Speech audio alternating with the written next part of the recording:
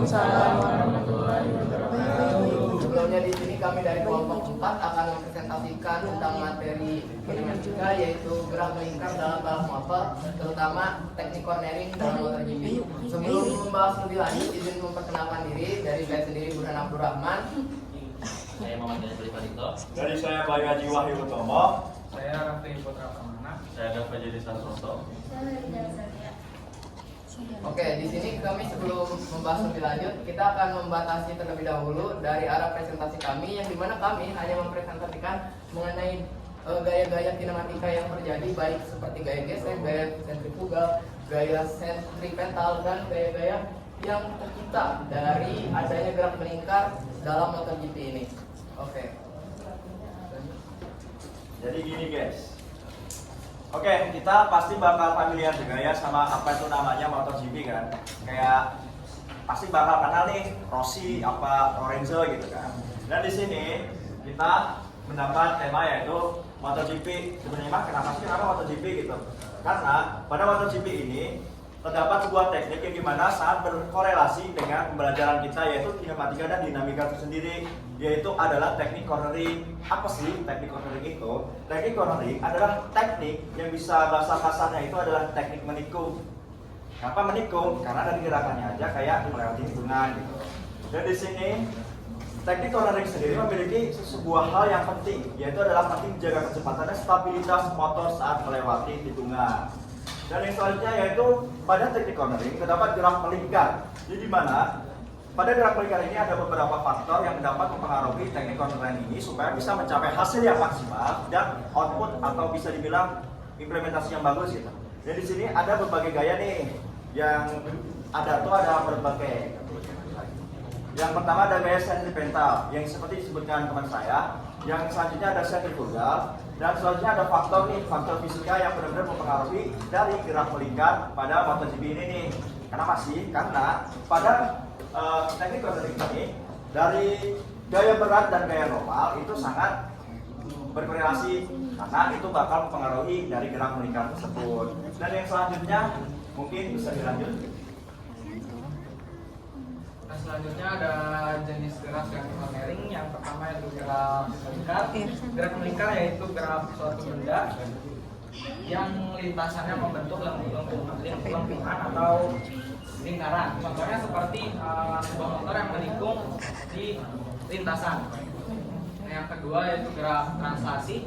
Gerak translasi adalah yaitu gerak suatu benda di mana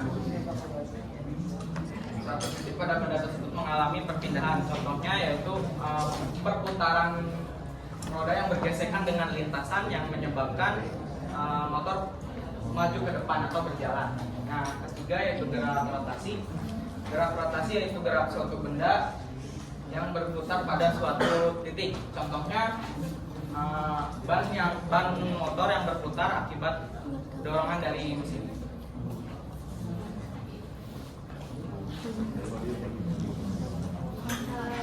Yaitu faktor-faktor yang mempengaruhi gerak dan kesamaan di MotoGP ini. Yang pertama itu ada kecepatan dan sudut kemiringan.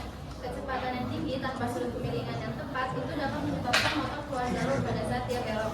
Selanjutnya gaya gesek antara ban dan aspal. Gaya gesek ban dan aspal itu yang menarik motor dalam pusat lingkaran sehingga dia bisa tetap stabil saat di tikungan. Yang ketiga ada gaya sentripetal. Gaya sentripetal ini itu gaya yang membuat benda itu melingkar. Gaya ini mengarahkan motor ke pusat tikungan.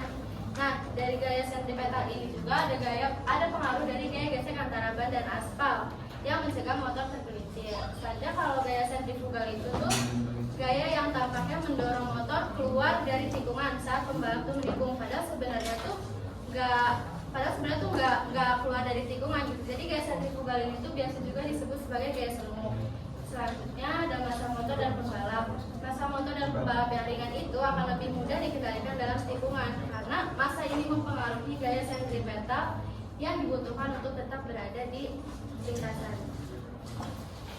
Oke, untuk selanjutnya itu ada persamaan-persamaan kinematika yang muncul jika melakukan teknik cornering di MotoGP ini. Yang pertama itu ada gaya sentrifugal. Nah, gaya sentrifugal yang sudah dijelaskan bahwa gaya sentrifugal ini gaya yang gaya semu yang terjadi ketika gaya inersia yang tadinya lurus dipaksa belok. Contohnya saja gaya yang lurus ini dipaksa belok ke putar, jadi ada gaya sentrifugal ke arah berlawanan. Contohnya saja jika kita menaiki sebuah mobil dengan kecepatan yang sangat tinggi, lalu tiba-tiba belok dan menikung sangat tajam, maka orang-orang yang berada di dalam mobil tersebut seperti akan terdorong ke arah yang berbalikan gitu. Nah, itu yang disebut sebagai gaya sentrifugal. Nah, untuk menghitung rumus gaya sentrifugal dan gaya sentripetal ini cukup sama, yaitu bisa M dikali V kuadrat per R, atau juga menggunakan M dikali percepatan sentrifugal. Sama aja dua-duanya. Di sini perbedaannya ada di arah. Untuk membedakannya agar lebih jelas bisa kita ulik dari pembahasannya sentrifugal, yaitu centrum dan subure. Yaitu centrum itu ada titik pusat dan subure itu artinya keluar. Jadi sentrifugal itu artinya gaya yang keluar. Sedangkan sentripetal, sentri itu centrum titik pusat dan petal itu adalah petere atau menuju. Jadi gaya sentripetal itu gaya yang menuju ke titik pusat gitu.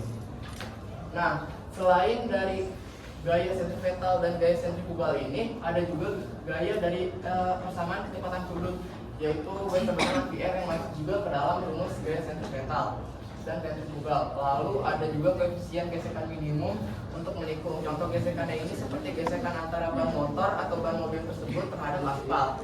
Nah, mengapa kita menggunakan teknik cornering ini? Karena yang dimana dapat lihat jika rumus tersebut kan V-nya ada di atas, apalagi dikuadratkan. Berarti jika kecepatan dari motor tersebut sangat cepat lalu menikung, maka gaya sentrifugal atau gaya menikung ini itu semakin tinggi. Oleh sebab itu diperlukan cornering agar gaya gesekannya ini meningkat. Ketika gaya gesekan ini meningkat, maka ketika motor tersebut melaju dengan kencang lalu menikung, tidak akan tergelincir atau tetap stabil gitu.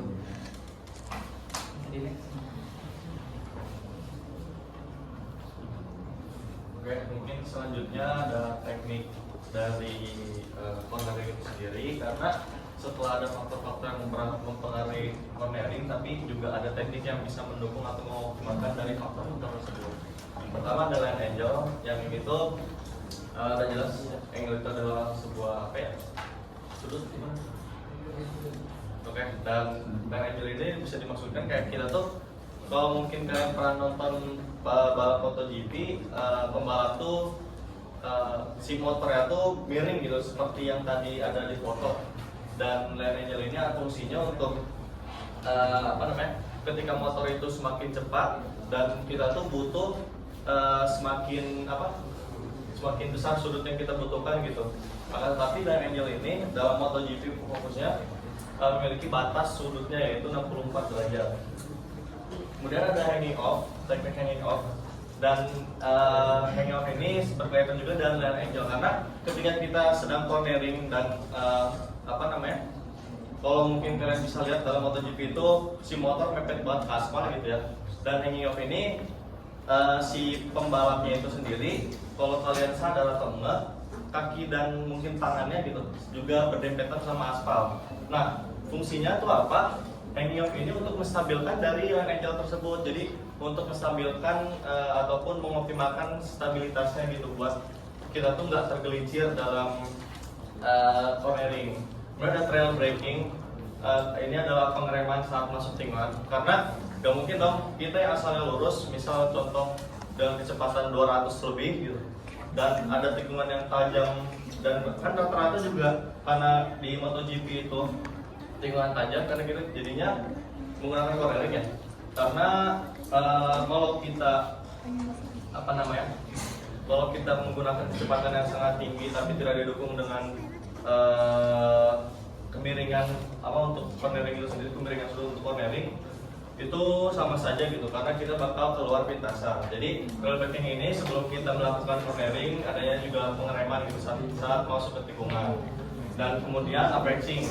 Apexing ini menentukan titik puncak tikungan. Jadi sebelum kita tuh harus sudah tahu di mana titik puncak dari tikungan itu sendiri. Fungsinya apa? Karena kalau kita sudah tahu titik puncak dari tikungan, atau kan ada sudut nih, kita sudah tahu titik puncaknya, itu tuh untuk mengoptimalkan akselerasi tersebut.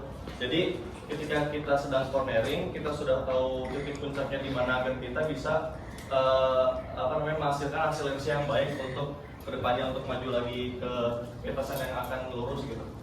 Kemudian ada throttle control, dan di sini tuh ada kontrol gas untuk keseimbangan. Jadi ketika dalam cornering, selain juga mengurai kecepatan lewat rail braking, ada juga kontrol gas. Mungkin kalau teman-teman laki-laki yang pernah merasakan main PS di PS gitu, main MotoGP di PS, kalau kalian ngegas terus ketika tikungan, itu motor kadang entah nggak seimbang atau entah itu malah lurus keluar pintasan. Nah, gunanya throttle control ini kita tuh agar kita bisa sesuai dengan sesuai dengan tikungannya gitu, biar berjalan optimal. Dan kalau kalian enggak, di sebuah lintasan itu ada yang namanya, tapi kayak kalau enggak ada aspal yang lebih gelap warnanya gitu di lintasan atau sirkuit MotoGP itu, kayak udah kayak lintasan optimal dalam melakukan cornering atau belokan gitu, kurang lebih seperti itu. Jadi kesimpulan dari gerak melingkar dalam cornering MotoGP ini,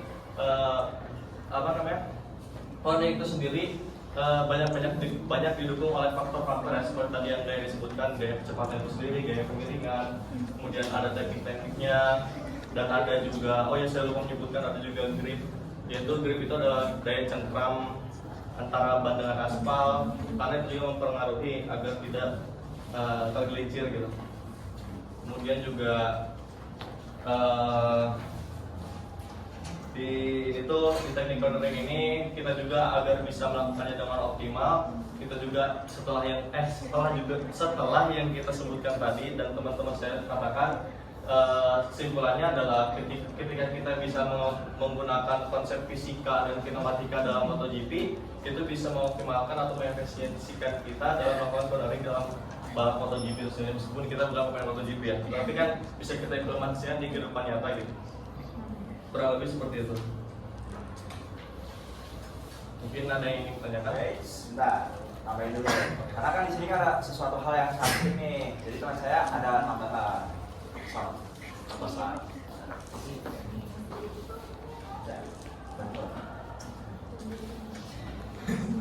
Ya, seperti tadi yang rekan saya bilang, di kasus ini kita membahas tentang cornering. Jadi untuk kasus ini kita sebut saja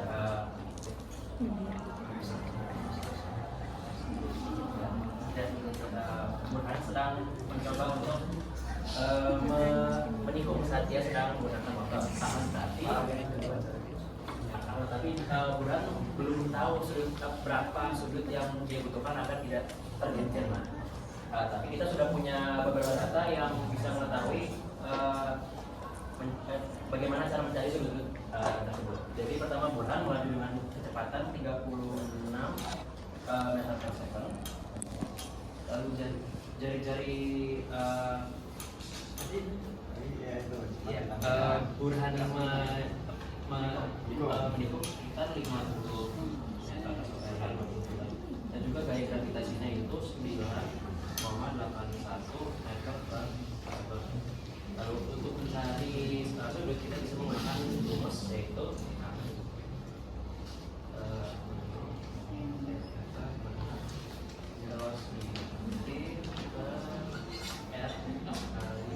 jadi di sini kita sudah mengetahui kecepatan Burhan itu sekitar 36 meter per second per jari-jarinya itu 50 meter dikali dengan kecepatan gravitasi itu 9,81.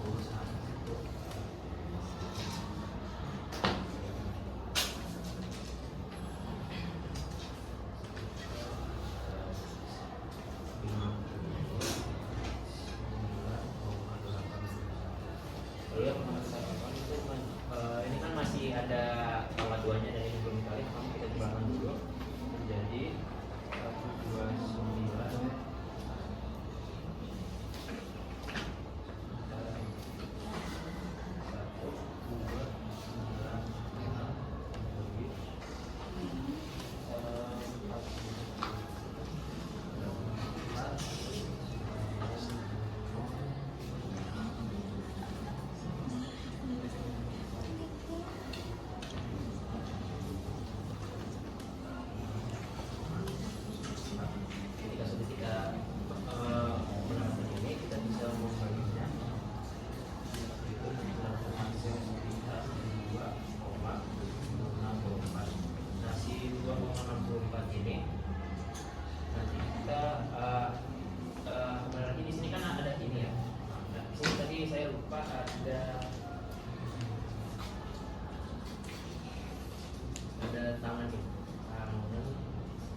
Jadi kita mencari inverse dari 2,64. Kalau dimasukin ke kalkulator atau bisa digunakan juga trigonometri, bisa mendapatkan sudut sekitar 69,5.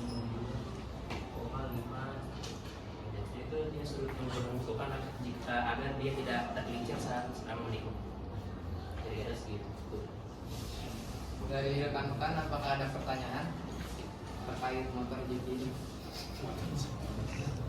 Terkait juga sama tanya ini.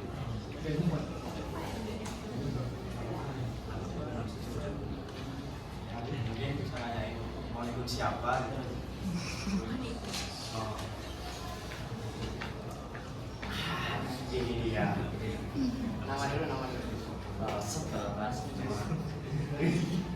karena saya lagi ngomong ini saya ingin bertanya faktor-faktor dari MotoGP sendiri, apakah masa itu masuk ke dalam faktor? Kemudian kalau misalnya pembalap nih lagi balapan terus tiba-tiba hujan, artinya kan medan dari medan areanya juga berubah kan, yang awalnya biasa jadi licin, itu mempengaruhi dari sentripetal atau sentrifugalnya nggak sih?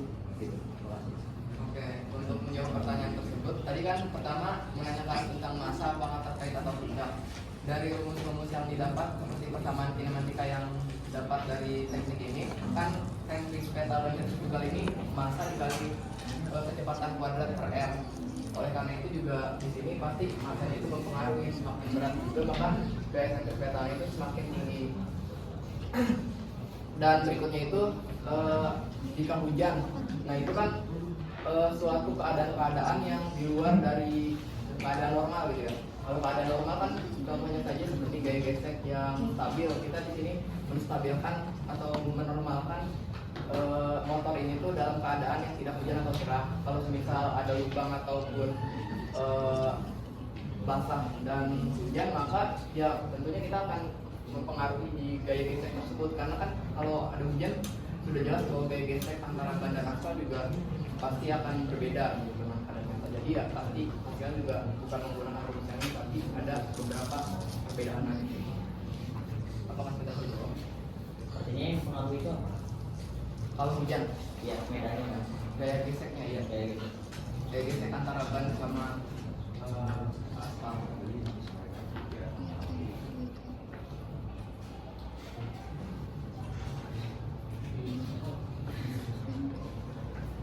Apakah sudah terjawab? Kalau semisal kan hujan basah, gaya geseknya kan juga pasti menurun. Ya berarti cara biar nggak tergelincir ya mau nggak mau kita mengurangi kecepatan di sini. Karena kan kecepatannya makin tinggi ya. Berarti biar nggak tergelincir itu kecepatan kita kurangin atau jari-jarinya kita menikungnya agak lebih landai gitu, nggak terlalu gitu. Jadi kalau gravitasi kan emang udah mutlak, jadi nggak bisa gitu. Sudah terjawab sih. Ya, sudah. Yang lain apa, ada pertanyaan lagi? Kayaknya mau tanya dah.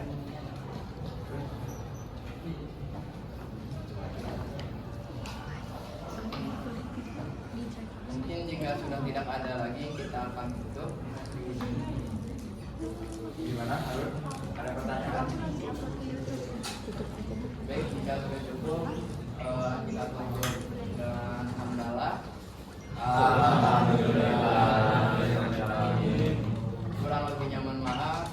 Wassalamualaikum warahmatullahi wabarakatuh. Waalaikumsalam warahmatullahi wabarakatuh.